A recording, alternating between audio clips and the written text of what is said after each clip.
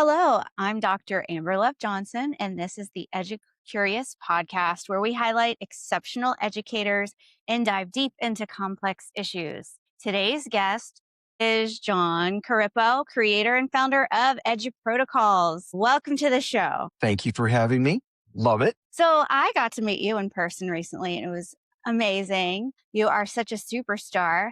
So, it got me thinking, I really want to know a little bit about your story. Right now, you're full blown EduProtocols, but how did you get from the beginning to where you are today? It's a really cool, weird story. I did not love school. I was at like a 2.9 GPA all the way through because that was what kept my parents off my back. That was just like the minimum work possible for me. I went through college. I got my degree in advertising, met this cool girl. We got married, and then about 2 years into our marriage, she announced that I needed to be on the same vacation schedule as her. I therefore became a teacher. Just a little fun trivia. My first day of teaching was as a long-term sub. I had not even started my college classes. I had a degree, but it was in advertising. And within 3 days, I was like, this is what I love doing. I immediately loved it. I was like, this is the thing I've been looking for my whole career. So I taught a couple of years in a big district, and then I moved up into a smaller district in the foothills here. Just had a lot of early success.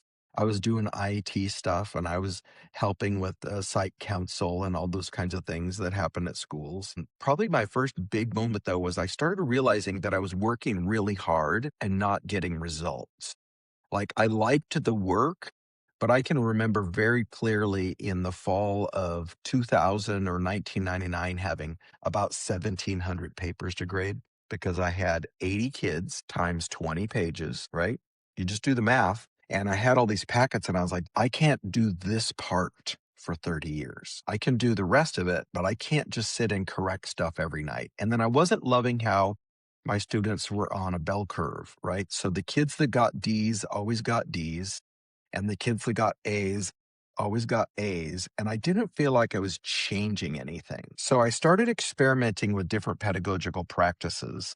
I ended up working for Fresno County office for a couple of years as an ed tech consultant on their ed tech team called CTAP. From there, I opened a high school from scratch, which is quite the party, in a district that had never had a high school. I got to design everything from scratch with my good friend Mike Niehoff, and we really got to shape a high school. In fact, our first year, our motto was a tradition of no traditions. Got to look at school from the outside in. I had never taught high school at all, but I was really good at teaching. I just applied teaching to the high school process. Did that for a couple of years, but got really disappointed because I thought we were building a utopian experience that kids would love, and they didn't. And a couple of reasons, the things that I learned, one is that high school kids don't like anything. So there is no utopian high school because if there's work involved, they don't like it. But some things we did that were neat. We were one-to-one MacBooks in 2008. We had Google Drive in 2008. We started at 9 a.m. because that's what the research says. And it was fantastic to have kids not be all wiped out and look like zombies first thing in the morning. But in the end, I was not able to translate my vision of pedagogical practice to the teachers. They kept reverting. So I would walk into classrooms and the MacBooks would all be closed. And I would say, why aren't we using the MacBooks? And the teacher would say, oh, I have to teach right now. And I was like, dude, that's not how it works. If you're standing in the front of the room teaching, the kids in front of you aren't doing anything. They're just listening. So anyways, did that for 6 or 7 years. Fun note, my wife ended up taking over that high school about 2 years ago. So it's all in the family business now. And she's doing a way better job than me, by the way. Went and became the assistant superintendent of Mariposa County and started version 2 of how do I explain this to people? How do I help people to understand the move? And that's where I met my co-author, Marlena. And that's a great story too. She ended up kind of fighting me for 6 months. I don't like this. I don't agree with this. I don't like this. And we were doing an educational tussle until she got moved into 6th grade. And all of a sudden, all of my stuff looked interesting because it wasn't theory anymore. She needed something. She had spent about 19 or 20 years in primary, and she got put in 6th grade. So her kind of bag of tricks was not very 6th grade ready. So she started using the protocols and said, oh my gosh, this is great. In the meantime, I went to work for a big educational nonprofit in California called Q. We had about 27,000 members. I was the executive director for a couple of years, and I fired myself on an airplane at 2 a.m. coming home from Australia. I sent the board an email and I said, I'm going back to the classroom, you guys. It's going to be great. It's what I like. I don't want to do HR. I don't want to do board politics. I want to be pedagogy first. And of course, that was right during COVID. So good timing by me. I got so much side work from people that I was helping during COVID that it became my full-time job. So now I go around the planet and I take over classrooms. And that's what I do probably that's the most unique is when I show up at a school for PD, I don't want everybody in the gym. I don't want everybody in the auditorium. I don't want everybody in the cafeteria. I go and take over classrooms and show them what modern agile pedagogy looks like. And when they see how their students respond, they really get excited because they're like, wow, this is the way I wish my kids acted all the time. So I've been in around 1,000 classroom takeovers in the last 5 years. Think of it this way, Amber, you'll love this. I've got 1,000 first days of school. Most teachers have 30, right? First day every year, 30 years, 30 first days. I have to roll in on classrooms and establish immediate rapport and get kids working immediately. So it's a lot of fun. And what I was most fascinated with was you have the data behind it that shows that it's engaging and it actually works. It produces results. And so I like to contextualize it this way for people. Times tables. Times tables is not the most fun thing to teach. We've got 7th and 8th graders doing this, right? 7th and 8th graders still doing this. Yeah. How about every kid in the class on times tables in 3 weeks with like a 93% average and willing to practice more? Like it's a big difference. Or another one, and I did this for years. Let's do all the Latin and Greek roots, which is there's about 120 common roots, right?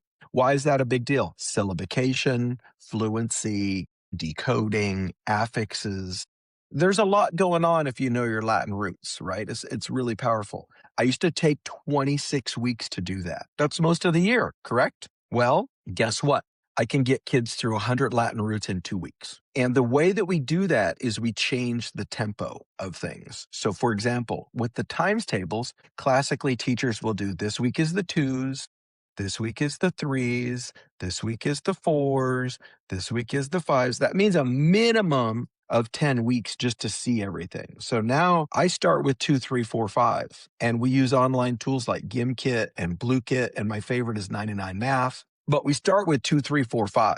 And by starting with 2, 3, 4, 5, we've got half the thing done the first week. And think about it this way, Amber, 2 times 5 is 5 times 2. Why do I wait 5 weeks to introduce 5s? 3 times 5 is 5 times 3. Nobody needs help with the zeros. The 1s are easy, the 5s are easy. So by being aware of all of those patterns, the pile gets small really fast. And just to wrap up on times tables, I was in a 2nd grade classroom last year.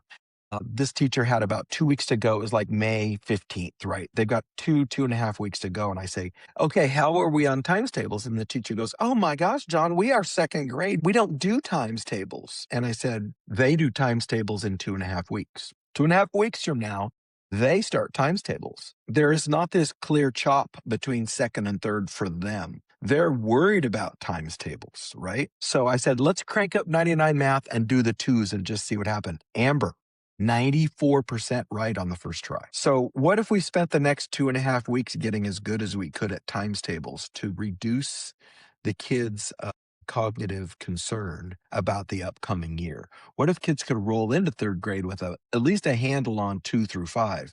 That's a big change, right? That's a big change. Otherwise, we can sit around and watch Finding Nemo, for example. In the Latin roots department, I taught my friend Tisha how to do this. We did a 1-day PD in Ohio. She went back to her classroom. She gave the kids 100 Latin roots in GimKit right away. They got 45% right. They were mad. We got an F.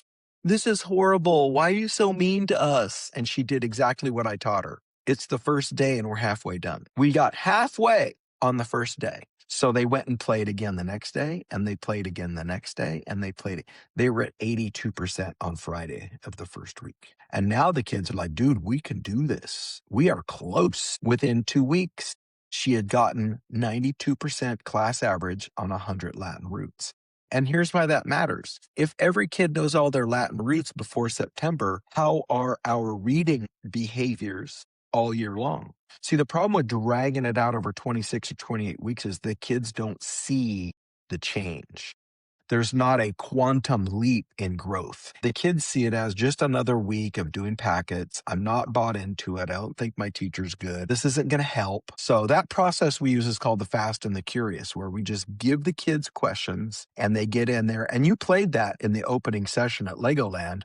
And look how good we did in only 4 minutes. Our first time was okay. And then there was a huge leap in the Yeah, success I think rate we went up like afterward. 25 points in 2 It was minutes, right? huge. So, but Right. imagine if we come in the next day and do that again. We'll start at our baseline, which I think was like 82% on the second day. We'll start at 82%. If you grow 20 points from 82%, you're at 102. That's big growth in 8 minutes of work. You mentioned a couple of the platforms that are popular within the framework of EduProtocols, and I got to toy around with some of them. But a lot of times I hear people ask the question, like, do I need to have all these subscriptions? It's going to cost so much money to do this. Give me the elevator speech of why it is actually really effective and how you can do all of these things and you have it all at your fingertips right now. Well, the good news is most districts have already bought one of those tools. Most districts have GimKit or BlueKit or Wayground or Quizlet. Most districts already have those. But this is the way I explain it to teachers. They say, well, I don't want to pay for that. And I say, it's really simple. What's your weekend worth? Would you pay $1.25 a week to walk out on time on Friday night? And teachers go, oh my gosh, yes. And I go, well, it's fantastic because GimKit ends up costing $1.25 a week, which is like a quarter of a cup of coffee. It's not even a whole cup of coffee anymore. I invest in me. One of my first vice principals, he said something that was brilliant. Ready? If I can pay $1 a day to make my 2,000 hours a year of teaching better, I'm going to pay.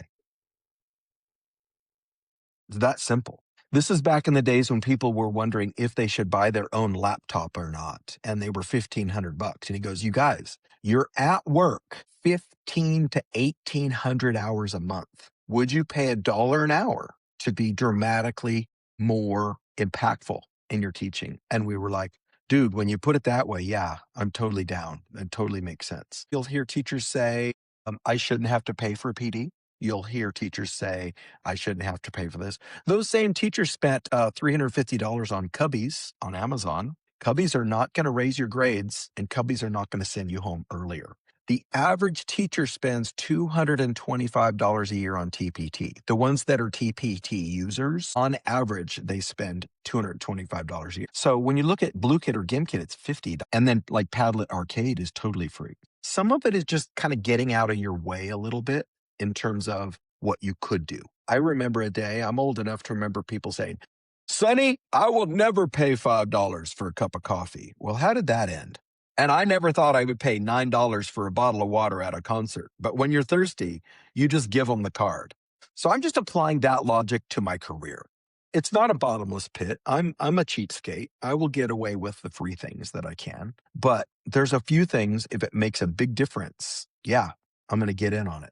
I think it's just really important to put it in perspective and to quantify it because it absolutely pays for itself and more when you put it into practice and you become really successful at it and quick at it. Yeah. The analogy I use is if I was going to put in some sprinklers for you, let's say we're married and I'm putting in sprinklers. You say, honey, I need sprinklers.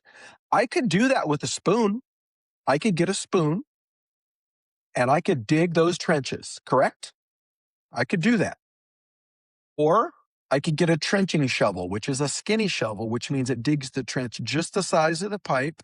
It's way more efficient because the skinnier shovel cuts the dirt faster because all of my energy is going into a skinny piece instead of a wide piece. And then that's going to take me, 2 weekends? Because I'm going to hit reeds. It's going to be a big old mess. Or I could run down to Lowe's and rent a walk-behind trencher and be done in 2 hours. Now, the walk-behind trencher is going to cost me $150, but what are 2 weekends worth? I mean, it's just relative. It's just relative. So I want to hear about how you started branching the EduProtocols framework into these EduProtocols academies, because I got to experience the Legoland takeover, which was phenomenal. How did you get started, and what does your future in that look like? We wrote a couple of books. We've sold about 85 or 90,000. We got this fan base going. We got around 24,000 people in our totally free EduProtocols Facebook group, which the people in there say it's the friendliest place on the internet. Anyways, we got more and more of these going. And at some point I said, hey guys, we should probably have an event. And the reason it's called an academy is because I go to a lot of conferences. And sometimes when you finish with a conference, you can't remember exactly what you did all day. So what we've done with the academy is it's very purposeful. You do one protocol in a fun and easy way so you can kind of get to know the game. The instructor shows you how to build them, other options, what the thinking is, the research behind it. And then you do an academic one. So now you can see what it's like to teach it. That's why it's an academy, not a conference. But we've been doing the one in Laguna. I think this is year 5 in Laguna. It's Laguna Beach, California. It's a pretty idyllic site. I like Legoland was pretty cool. I will say that. But Laguna Beach, if you think Hollywood surf movie, that's what Laguna Beach looks like. And this school is right next to a state park. So it's not like in town at all. It's surrounded by these kind of chaparral covered hills. Well, you can see the ocean from most of the classrooms. And one year we had some folks from the Midwest who we couldn't get them back to the session because there were actually whales migrating. And they were like, oh my God, this is so cool. So it's a whole vibe.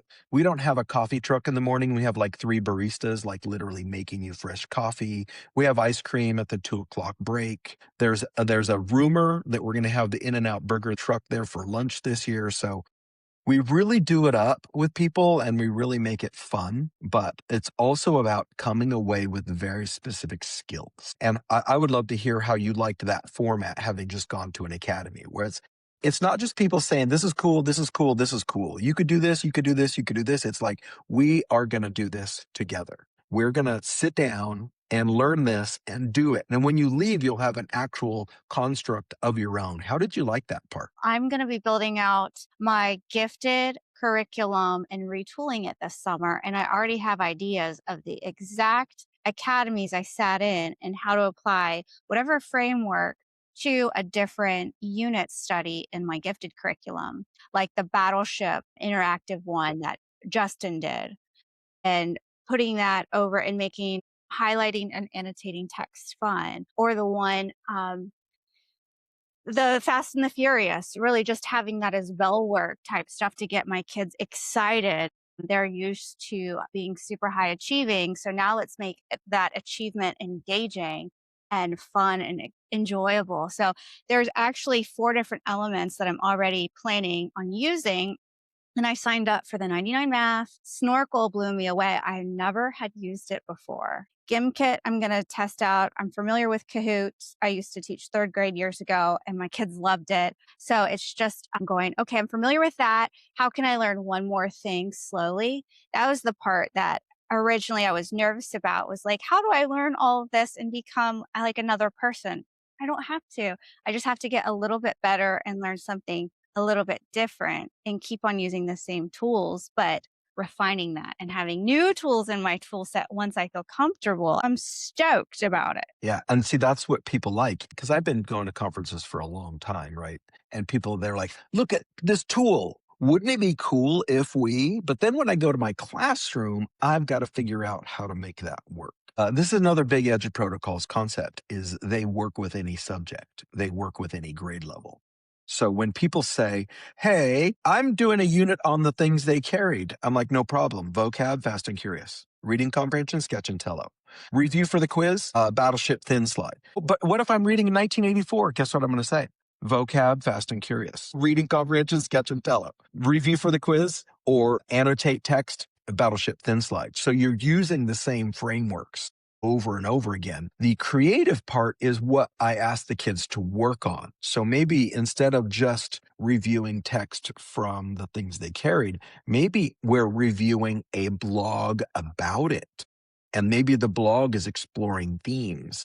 So I make that part interesting. Instead of just giving kids a chunk of text and say, what's the theme? I might give them a blog post and say, look at this author discussing the impact of the themes. And then let's review that. So you're working at this higher level because it's not just the literal work, it's work about the work. So it's very metacognitive in that sense. What surprised me as well was the AI integration within these platforms. They were on point. They weren't just vague feedback. It was very, very specific, interesting, comprehensive feedback that you, as the professional in your field, can go back and tweak. But they give you the starting point of feedback to help you almost like supercharge your feedback. That's the other essential piece. So the first essential piece, again, is using the same ones, just changing the input. The other example, if people are listening about this and thinking, how does that apply to me? You're an English teacher with 5 preps. All 5 of your preps are using the same protocols. I'm just changing the book. So my prep is dramatically lower. The second big point is we give the feedback in real time and we show you how to give feedback in real time, because the problem is, brain science wise, when I grade things 2 days later, 4 days later, and the kids don't get it back for a week, they have disassociated with the work. They don't care anymore. And adults are the same way. That's not a kid thing, because very often teachers will say, well, I'm an adult, blah, blah, blah. No, no, no, no. You're taking a college class. Your professor doesn't grade you for 2 weeks. You're not only disassociated, you're a little annoyed, right? But using AI tools and coming alongside as kind of the Mary Poppins, I can say, how do you like your feedback? And Amber might say, well, it says I'm using a lot of run-on sentences, but I feel like these actually work. Maybe the AI is getting it wrong. And then I can look at it as a teacher and I go, I get it. I see what you're saying there. I agree. I'm going to override what the AI said. Now we're having a meta conversation about your writing style. And I'm doing that in real time, which means I'm giving myself a gift, because when I get home, I don't have anything to do except to think about how to get you to write better. So it's a really cool setup that way. And that was one of the lessons I sat in, was the class companion platform, and how you are still the expert, but it's a tool to help you, and it saves so much time and struggle, but it is also very beneficial. And I think in today's society, we are used to instant feedback and real time performance. So it's like the 2-week turnaround time is obsolete, and it almost has you lose credibility if you are turning things around 2 weeks later. It's just like, why? I literally have a picture of a cake that some kids baked for their teacher to celebrate the 3-month anniversary of their essays not being graded. But here's the crazy part, Amber. That is from 2011. We've been doing it wrong for a long time. But in teaching, what happens is I'm the king of the castle, so what I say goes. And the problem is, when you live in that mindset, you're insulating yourself from what your attendees want. And I think that's probably why my advertising background comes in so good, because in advertising, they train us that we want what? Responses. I've been trained that when I do a thing, people should respond. Now, in advertising, that means buy or attend or purchase or sign up. But in class, that means grow, interact, give feedback, right? So I've translated what is powerful in advertising into my classroom. We've all taken a college class where the professor is really mean the first 2 or 3 classes until about half the kids drop. And then suddenly they're chill. That's just a little game they're playing because they want to lower their class size. They sound ruthless. They don't accept any apologies. There's kids sitting in the aisle trying to get into this class, and they're like, bro, I'm out of here. But then as soon as the class gets to a nicer size, the professor's like, hey guys, I was just being mean the first few classes because this class was way too big. I think a lot of us are kind of running that same routine in our head. Like, if I'm mean enough to this family, maybe they'll switch schools.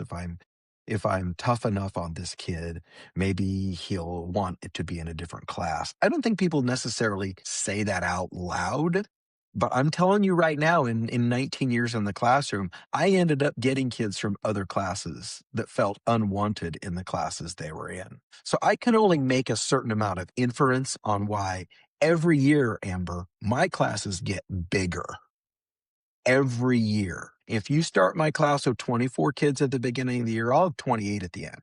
And it's not because people are moving in. It's because they're bailing out of other classes. And I think there's a lot going on there. You mentioned something about it being on an island from the teacher's point of view. That was what was so impactful too with the academy, was talking to other educators and saying, well, what are you doing? Or seeing if they're a presenter from, say, the Lake Hills High School, there were presenters there, seeing what they're doing and not, one, feeling alone, or two, getting ideas and going, oh my gosh, I can use that. So I feel like, because I'm from the corporate world too, that is so important, is to have that breeding ground of ideas Or sharing with social the proof, educators. right? Oh Social yeah, proof. great It's a term. bandwagon appeal. Hey, this is working. I should try that too. And we've seen that happen very quickly. Remember, I don't know if you were teaching when Kahoot came out, right? But like one day nobody was using Kahoot. Then a week later, everybody was using Kahoot. We can have those kinds of results in education, but there's a romantic kind of esoteric idea of what teaching is, and every teacher has to fight that battle in their head. During COVID, I had a kid named Ben in my class who was quite the gamer. One day we were doing an assignment on paper. We were doing a math rep on paper, and that was what the assignment was. And I looked over, and Ben is doing the assignment on his computer. My brain said, you need to shut him down because he's defying you. That was what my lizard brain was telling me. Jon, you need to yell at him. That was my impulse. And I said to myself, no, I don't do that anymore. I don't punish kids. I understand behaviors and I train them to do the right behavior. So I decided to walk over to Ben instead of yelling across the whole class because he was in the far opposite corner. I got about 6 feet away, and it was the craziest thing. My brain said, now you can quiet yell at him. Ben, what the hell is you doing? And I said, no, don't listen to myself. And Ben was so busy working that I swung around behind him on his Chromebook. He didn't even notice me. And you know what he had done? He had recreated the whole graphic organizer on his laptop. So he was doing the same thing as everybody else was doing, but he had opened up slides and he had made a table and boxes and the whole thing.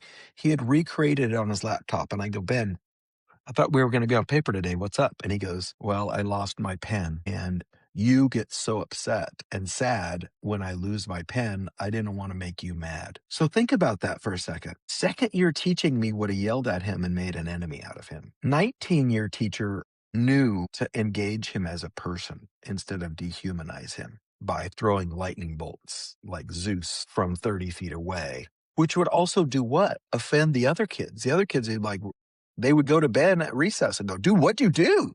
And he would say, I was just doing the math reps on my computer. I don't know what he got so mad about.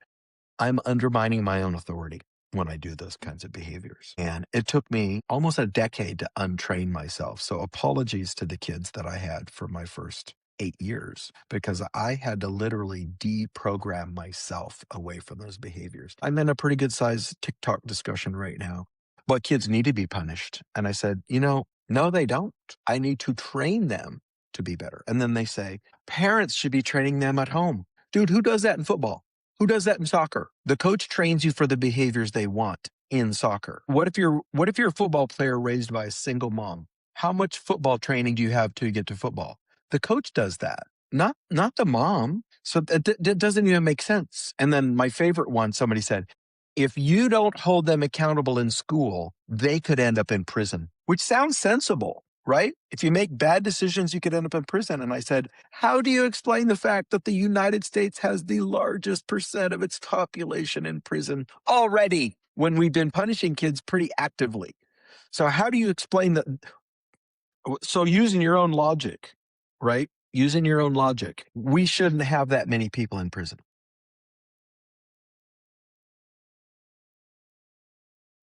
And those are the things that bug me in education.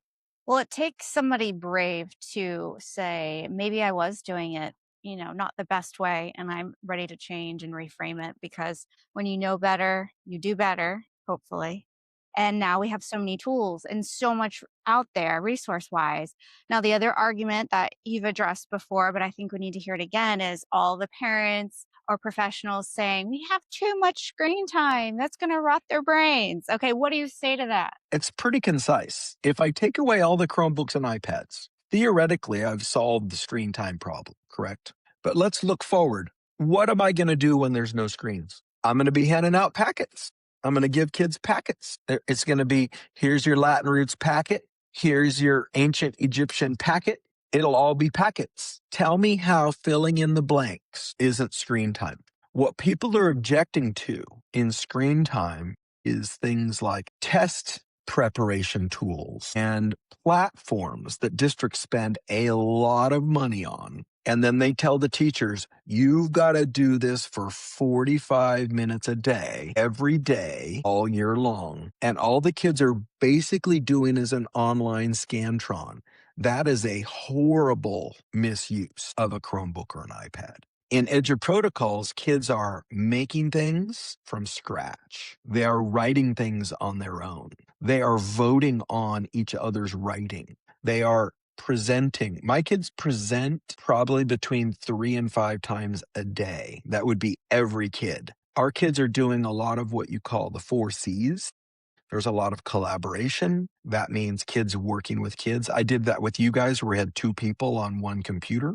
There's a lot of communication from kid to kid, kids talking to kids, because reciprocal teaching is a very powerful concept. There's a lot of creativity on the typical TPT or worksheet that HMH or Pearson or whoever sends us. How much creativity is there on a worksheet? And even on the open-ended questions, I used to do this to my 7th graders. They would read an answer and I'd say, oh no, it says here in the teacher's edition, answers may vary. And that's not what you wrote. I was joking them. But the point is, if you're teaching and you need an answer key, how much divergent thinking is going on? And then the last one is critical thinking. And a lot of times people will see what I do and they'll say, so when's the higher order stuff come in? When does the higher order stuff come in? And I say to them, so you're telling me that lecturing about a concept at a high level is higher order thinking? No, it's just passive listening. The way I'd like to sum that up is this. Imagine a dream class, Amber, where every one of your kids knew every standard. Sounds good, right? Every kid knows every standard. Sounds good. Except, wait for it, they can't write an original paragraph. They can't do a formal report. They can't make slides. They can't make a presentation. They don't know how to type in a URL by themselves. They need Clever or some kind of shortener. What do you really have? Knowing all the standards is not that fantastic if you don't have the skills. So for me, it's very much a Venn diagram. Here's my standards, times tables, the history of the Mongol Empire, all that kind of stuff. But over here, you've also got to have skills. Can I make things? And this is a 100% true story. I had a student during COVID transfer in from the big cool district next to us. Everybody loves the big cool district. Their football stadiums are better. Their swimming pools are better. All their buildings are just so. They have giant meetings where they take over our local basketball arena with 3,000 teachers. It's the cool district, right? This kid transfers into my class from the cool district, and we're doing what we do, which is building slides, presenting, sharing. And he's looking like this at his Chromebook. And I go, Noah, what's up? And he goes, what's copy paste? And I said, what do you mean? He goes, how do I copy something and then paste it? And why would I? And I go, well, how are you going to put pictures in your slides? And he goes, I've never made slides. And I go, well, when you screenshot something, how are you going to place it? He goes, I've never screenshotted. Amber, he's in 6th grade and he doesn't know how to copy paste or screenshot. That's pretty ugly, right? In a modern world, but it gets worse because my daughter's dating this cool kid. He's a really nice guy, super smart. He's a young football coach. He's going to be fantastic. He went through the big district too. Okay. He's in his master's class, doesn't know how to screenshot. So that's the problem when you take away the devices without a plan. You end up with packets because that's what teachers do to survive. They do crosswords, they do word searches, they do fill in the blanks. I personally have sat in at least probably 20 different classrooms where the teacher goes like this. Guys, it's time to review for the quiz. You all have your notes ready. First question, the process of plants using light and water to make blank. And the answer is photosynthesis. 45 minutes of that, Amber. I've seen it myself multiple times. 45 minutes of that versus we could drop them into Snorkel and ask those same questions and make it into a scavenger hunt and make them do the work and make them explain the answer. And now they're actually learning skills and content. Or I could drop them into GimKit, BlueKit, whatever, and we could do 200 reps of that in 7 minutes, leaving me, in theory, another 38 or 40 minutes to teach new content. But the way we like to do it is this way. That's the part where we've stalled out educationally. You had educators from all over the country coming in to be guest speakers with EduProtocols Academy. So if you're an educator right now and you're like, oh, I need to have an ed adjacent outlet for my passion because, I like teaching, but there's other ways I can help. How would you encourage somebody to dip their toe in the water and get more involved in that aspect? First of all, I think this is worth saying, and I didn't really say it in public because I don't want to make people uncomfortable, but 3 of the presenters at the Academy were me, Jake, and Justin. And the district covered our travel and basically paid us $300 a day to do that work. We were not getting rich out there. 8 of the presenters were from the district, and they were learning how to present to their friends. And I think about 5 of the presenters, listen to this very carefully, they got a stipend, but I guarantee you they spent at least $500 of their own money to go and share. Think of what level of commitment that is, to spend your own money to go to share. And they were doing the exact thing you were saying. They want to build their network. They want to build their skill set. They want to build their visibility. Kelly, who's one of the presenters from Nebraska who ended up in Florida, she's now able to go back to her principal and say, look what I can do. We should do this here. Jonathan, who came all the way from California to Legoland, he got, again, a little stipend for travel, but I guarantee he spent at least another $500 on hotel and everything. He's now able to go back to his principal and say, look what I learned. Here's a new person I met. Let's do school this way. So really, that's how I started. I just started going to every conference I could that I could afford. Usually, conferences give you a free registration to attend. And I started presenting and I started building my skill set. And the first thing I realized is presenting to adults is far more stressful than presenting to 7th graders. Adults will be way nastier and less forgiving. They have better defense systems. That 7th graders all of a sudden look very malleable once you present to a room of 100 adults. Probably the most powerful thing you can do for your career is go out and present to adults. Like, it's a legitimately powerful learning experience for you. The second piece is start building that network. So like, you probably met a couple of people from different states, and now you can feel your network getting bigger. And those are going to lead to more people. I always felt like I should have 4 or 5 friends that teach my subject matter that live in other states, because perspective is so powerful. It's very easy. Let's say you and I both taught 6th grade English in the same district. We're just an echo chamber. Don't you hate this? Yeah, I hate that. Don't you hate this? Yeah, I hate this. Don't you love this? Yeah, I love this. But if I can call Kelly in Nebraska and go, what are you guys doing with Latin roots? And she goes, guess what we're doing? I learned how to do this way. We do 100 Latin roots in 2 weeks. It's fantastic. And then I go, Amber, we got to try that. And then I call the person in Nebraska and go, we did it. It's fantastic. Guess what? We just did the same thing with 36 literary devices. It's incredible. Now I have a professional learning network, which is way more important than a professional learning community. Or imagine a cook who only knows how to cook things in your town. Like, you never think about, what does food in Louisiana look like? What does food in Texas look like? You never think that. So for you, adding sriracha as a condiment is unthinkable, because I only think about what's in my town. And that it just seems crazy in cooking to be that parochial. And yet in teaching, it's totally normal to say, in my district, we like to blah, blah, blah. And what is creepy about having been in all of these states and schools, I've taken over classrooms in Italy, in Morocco, in Egypt, in Mexico City, in India, and probably 9 states, right? Hundreds of schools. You know what's crazy? Almost everybody does it the same way, and they don't realize it. They all think they're like super unique. They have a word wall. They have a review that's boring. They have a textbook.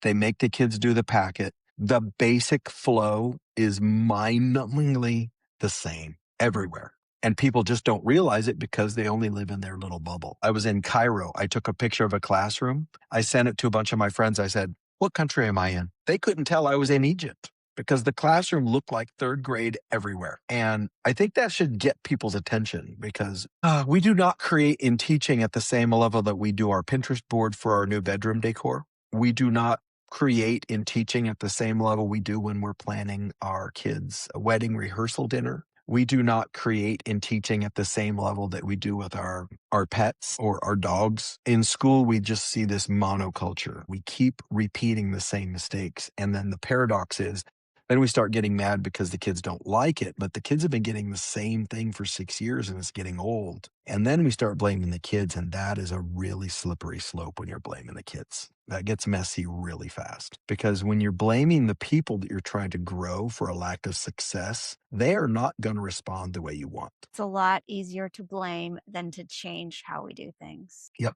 Yep. I mean, that's just the bottom line. It's far more efficient to just say, if I had better kids, my scores would go up. And when I'm having these discussions with people, I always ask them, what are your scores like? And they say, oh, I had 81% passing. And I go, and how much growth was that? And suddenly they get quiet because all that really matters, it's education, right? All that matters is growth. I don't care what level they're at. If I'm not growing them, what am I doing? So, say educators are watching and they're ready. They're ready to try something new and learn something new. How do they get a hold of you and how do they just jump in to try this? There's a philosopher on TikTok that I like to listen to. He's from the 70s, and his name is Alan Watts. He passed away years ago, but he just talks about metaphysical things. And one of the ones that really struck me was he said, the moment you decide to change, you can feel it in your body. Change is quicker than you think. The moment that you say, there's got to be a better way to do this, and I'm going to find it, your body literally responds to that. There are a group of people who think metacognitively, your view of the world determines your success. Meaning, if you're an Eeyore, you're going to see all the storms. And I'm not talking about toxic positivity. I'm talking about a sense that this is achievable, that somebody has solved this puzzle. And I just need to find it. So the first easiest way to do this, I would say, is get on the Facebook community, EduProtocols community, and just start looking around. Look at the joy, look at the camaraderie, look at the creativity, look at the excitement. We've got a couple books you can buy. Buying books is great. It's the long version of the learning, which is, fantastic. Reading a book is a great way to learn about it. But I would encourage people to be gentle with themselves. It took me 8 years to do this myself, to extricate myself from the old mindset. Now, to be fair, that was in the early 2000s. We didn't even have YouTube when I started this process. So I was all alone figuring this out. But now you've got Justin and Jake and Kim and Christine, and you got all these people you can model. So I always tell people it takes about 2 years to make the full jump from lecture worksheet textbook to being liberated, meaning I make my own stuff. I know the standards and I actually engage and teach kids. It takes around 2 years. The really good news is the start is easy. You just start with Fast and Curious. We put kids into GimKit, BlueKit, Quizlet, Wayground, whatever. You give them about 3 minutes to play a game. You take a look at their data immediately because the computer's doing what it's good at. And you coach them on the top 3 or 4 missed. And then you play the game again. And then guess what we're doing tomorrow? Same exact thing. Guess what we're doing the next day? Same exact thing. Over 4 or 5 days, you're going to see between 10 and 20 points of growth per day. And by Friday, we're all at 90%. Everybody gets an A. That's super fast and easy to grade, right? If everybody gets an A, I go fill down really easy. And you can easily start the process of just Fast and Curious, which honestly, if I could get every teacher to just stop with the packets and the crosswords and the word searches and the closed tests, if that's all my life achieved, that would be a really big move. And then once you get that, you can move on to some other protocols. If you teach language arts, you might want to do 8 parts where we do all 8 parts of speech every day and then create a paragraph. And no, there's no answer key. I have a college degree. I'm supposed to know this stuff. If you're in math, we can do math reps, where in math reps, we take a single number, we add it, we multiply it, we divide it, and we subtract. We do all the things. We do the vocab. We do all the things. And then tomorrow, we do the exact same thing, different number. And the next day, exact same thing, different number. And then the next day, exact same thing, different number, until the whole class gets it. So my prep is minimal. I can do it on paper, but if I do it in Snorkel, it's self-grading. And it's just a very elegant process. And we've found that once people understand about 4 or 5 of the protocols, the others just fall right into line because your mindset has shifted.